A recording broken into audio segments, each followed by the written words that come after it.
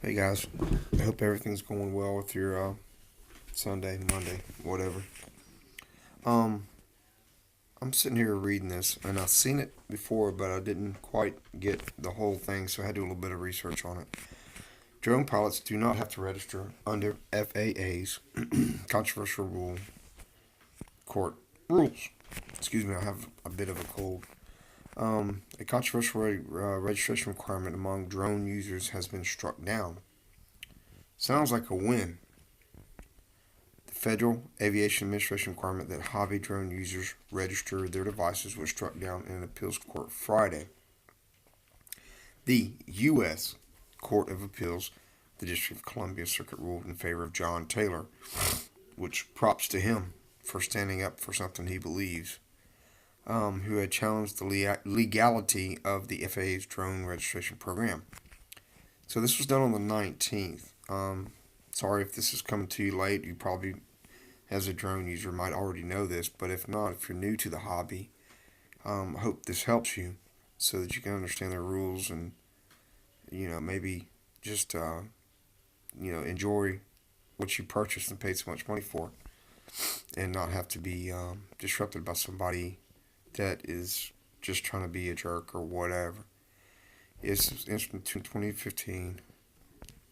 $5 fee were issued. First monthly, nearly 300,000 drone users had registered.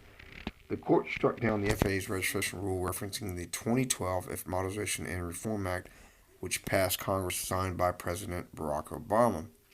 That rule stated the FAA may not promulgate any rule or regulation regarding a model aircraft. The case is a victory for model aircraft enthusiasts and those who oppose government overregulation of hobby flying, said aviation attorney Loretta Alcalay. Congress prohibited any rule regarding model aircraft, and the Court of Appeals today ruled the FAA's registration rules expressly prohibited, but not all in the drone community are happy about the news. So here's where it gets a little complicated. Like I said, excuse me, I have a bit of a chest cold. A drone registration is important to promote accountability and responsibility by users of the national airspace and helps create a culture of safety that deters careless and reckless behavior, said Brian Ween, president and CEO of the Association of Unmanned Vehicle Systems International. What's up, Brian? Really? So you're basically one of the people that are just paid to say what you got to say. That's what I think. We plan to work with Congress on a legislative solution that will ensure continued accountability across the entire aviation community, both manned and unmanned. The decision applies to hobby users but does not apply to commercial drone users who have to follow a separate set of standards. Of course, which includes passing a test to get a license in order to fly.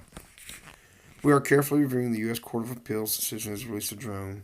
According to a prepared statement from the FAA, the FAA put out registration operational regulations in place to ensure that drones are operated in a way that is safe and does not pose a security and privacy threats. We're in the process of considering our options in response to this decision. So then, I'm sorry, this came out on the 19th. So please understand this. Now, all of a sudden, the people who are making the drones are being restricted. So your DJI, next time you update, is going to be restricted to like 15 meters up or 30 meters out, whatever. It's ridiculous. So they're going to go ahead and let you say you can do what you want, but they're going to take the drones. They're going to, from this day forward, I guarantee you, anything produced is going to be throttled back to where you cannot fly this thing higher than what they specify. So once again, you're still being controlled. They want to be able to show the identity of the drone operator. There's an accident, bad use, da da da. So here we go. I mean, this is still, once again, it's a win in some ways if you can hack away or get around the restrictions or whatever. But still, in the same sense, It's just another way for a money-making machine to control you. So I'm not going to read this anymore. I'm upset by this. This is raging mad because you think it's a win, but then when you start reading the details, like most of us when we buy a car or anything else, we're like, okay, yeah, well, it's only going to be this much per month, and then you sign it. The next thing you know, you get hit with this, this, and this. Well, you didn't read your contract. I promise you guys, if you got any amount of anything in you and you enjoy what you're doing, as far as the FAA, these people are paid to do the fine print. So please read this. Make sure you guys research and find out what you're doing. Because I'd hate for somebody to get sued.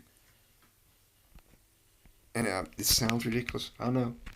Get sued for flying a drone or get a ticket or whatever. That's what's coming next. Next thing you know, you're going to have a cop pull up on you. What are you doing? I'm flying my drone. Do you have a license? No, sir. I just bought this off the internet. I'm just playing around. I'm just goofing. It's my kid, my 10-year-old kid sitting here. What do you want me to do? Well, sir, you do not have a FAA registration to have this drone in this area, so you're going to get this ticket. Here's your court date, or here's your fine, or what the hell ever. And that's what it's coming to. You think this sounds crazy?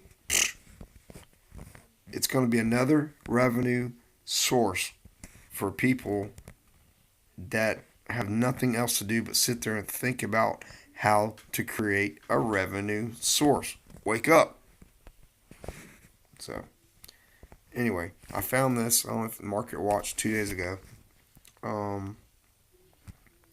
There's so many articles you can find on this stuff. And all I did is type in right here, drone news today. So, good luck. Happy hunting. Fly your drones. Have fun. Stay free. If they don't like it, tell them to call me. I'll tell them to kiss my ass. Excuse my language. Nah, don't excuse it. What?